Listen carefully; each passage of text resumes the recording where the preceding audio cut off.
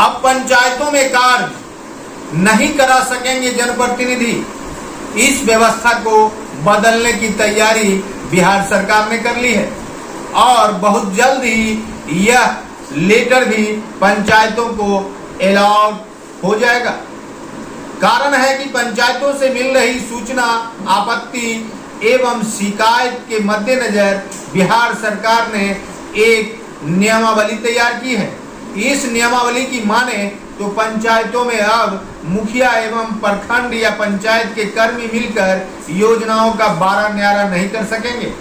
अब जो भी कार्य होंगे वे टेंडर से होंगे और इसकी शुरुआत वर्ष 2024 में होने की संभावना है।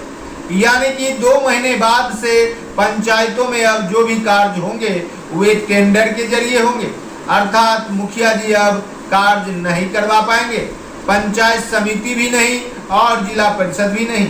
लेकिन जिन कार्यों की ये लोग अनुशंसा करेंगे उसका टेंडर निकलेगा। टेंडर भी इस प्रकार का कि जो सबसे कम रकम में उस योजना को करवाएगा उसे ही टेंडर मिलेगी। इस प्रकार से बिहार में पंचायती राज के इस 5वें कार्यकाल में बिहार सरकार ने व्यवस्था ही बदल डाली है और 5वें कार्यकाल के 2 वर्ष पूरने वाले हैं। इन 2 वर्षों के बाद यह नई व्यवस्था लागू करने की मुहिम चल पड़ी है। इस मुहिम को बल तब मिला है जब बिहार सरकार ने इसके लिए प्रावधान बनाने का इशारा कर दिया है। अब इस इशारे को यदि तवज्जो मिलती है और नियमावली बनकर तैयार होती है तो पंचायतों में जो भी कार्य होंगे वे टेंडर के जरिए होंगे और टेंडर प्रक्रिया में बिहार सरकार का रोल होगा। हाँ, एक बात तय है कि जिन योजनाओं की अनुशंसा मुखिया, पंचायत समिति एवं जिला पार्षद करेंगे वही योजना पंचायतों में चलाई जाएगी। लेकिन चाहे वह योजना जिला परिषद निधि से हो या फिर पंचायत समिति निधि से या फिर ग्राम पंचायत से, वह टेंडर के जरिए ही होगा। इस प्रक्रिया का जो नियमावली बन रही है उससे एक बात साफ हो गई है कि पंचायतों में योजनाओं में लूट खसोट को अंजाम देने वाले जनप्रतिनिधि अब ये नहीं कर पाएंगे। बताते चले कि पंचायत में 15वीं वित्त आयोग से मिलने वाली राशि में काफी लूट खसोट पूर्व से ही चला आ रहा है। साथ ही साथ कस्टम वित्त आयोग एवं मनरेगा जैसी योजनाओं में लूट खसोट पंचायतों में पर्याय बन चुका है। रोसड़ा प्रखंड हो या फिर समस्तीपुर जिले के कोई भी प्रखंड का कोई भी पंचायत आप उठा लीजिए, पता चलेगा कि एक ही कार्य के लिए 2 जगह योजनाएं ली गई है। एक जगह मनरेगा से तो दूसरी जगह कस्टम या फिर 15वीं से। ऐसे में यह पता लगाना मुश्किल हो जाता है कि आखिर यह योजना किस निधि से करवाई गई है और किस से यह रकम निकाली जाएगी। इस प्रकार का जो चाल चलन है जनप्रतिनिधियों का और प्रखंड के घूसखोर अधिकारियों का, वह जनता के सामने है।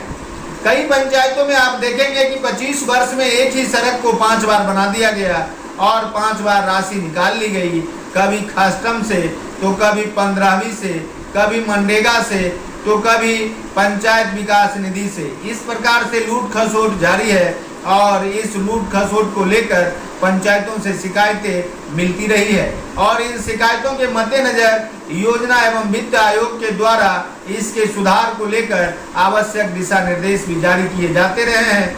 शायद यही कारण है कि अब बिहार सरकार ने इन सुझावों पर अमल आरंभ कर दिया और इसे टेंडर प्रक्रिया के तहत लाने की तैयारी भी शुरू कर दी। बताते चलें कि ग्राम पंचायतों में जो निधि आती है उस निधि से आंगनबाड़ी के भवन, खेल कूद के मैदान, मिट्टी के वर्क, सड़कें आदि बनाने का प्रावधान है, सोलर स्ट्रीट लाइट आदि लगाने का प्रावधान है और पंचायतों में इसमें इस प्रकार की योजनाओं में कमीशनबाजी का खेल चलता है, जिससे आपको अंदाजा ही होगा कि एक जनप्रतिनिधि जो कभी साइकिल पर चलता था वह स्कॉर्पियो और बोलेरो पर चलने लगता है आखिर कैसे, जबकि मुखिया समेत जनप्रतिनिधियों को कोई वेतनमान भी नहीं है, सिर्फ थोड़ा सा भत्ता है और इस भत्ते के बदौलत वह 4 चक्के के लग्जरी वाहन पर सवार होकर निकल पड़ता है। ऐसे में आम जनता की शिकायत है कि योजनाओं में पंचायतों में काफी लूट खसोट होती है। इन्हीं लूट खसोट की शिकायतों के मद्देनजर पंचायती राज विभाग ने एक रोड मैप बनाया है, जिसके तहत अब पंचायतों में टेंडर प्रक्रिया के जरिए कार्य होगा। इस पर केवल बिहार सरकार की कैबिनेट का डिसीजन होना अभी शेष है। लगता है कि आने वाले नए साल से यह प्रक्रिया आरंभ होगी और टेंडर प्रक्रिया के जरिए ही कार्य होगा। देखते रहिए संजीवनी बिहार और पाते रहिए नई नई जानकारियां। हम हैं संजीव कुमार सिंह और आप देख रहे हैं संजीवनी बिहार।